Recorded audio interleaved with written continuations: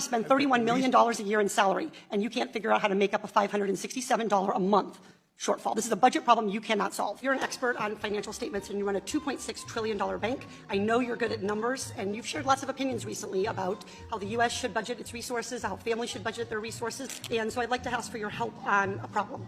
I went to Monster.com, and I found a job in my hometown of Irvine at JP Chase. It pays $16.50 an hour, and so I wondered if I could, if you'd indulge me, when you do the math on this and you do the $16.50 out at 40 hours a week for 52 weeks a year, it comes out to an income of $35,070. Now, this bank teller, her name is Patricia. She has one child who's 6 years old. She claims the one dependent after tax.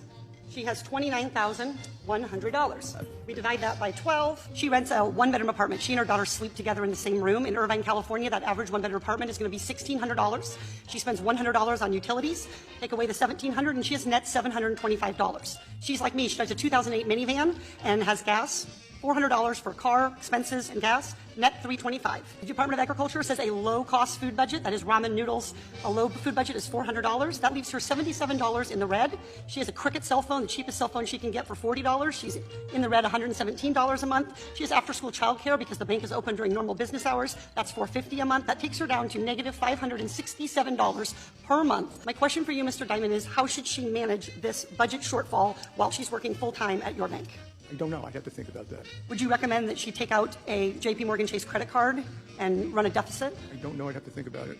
Would you recommend that she overdraft at your bank and be charged overdraft fees? I don't know. I'd have to think about it.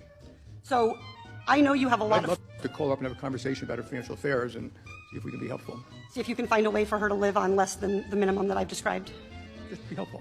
Well, I appreciate your desire to be helpful, but what I'd like you to do is provide a way for families to make ends meet so that little kids who are 6 years old living in a one-bedroom apartment with their mother aren't going hungry at night because they're $567 short from feeding themselves, clothing them. We allow no money for clothing. We allow no money for school lunches. We allow no money for field trips, no money for medical, no money for prescription drugs, nothing. And she's short $567 already.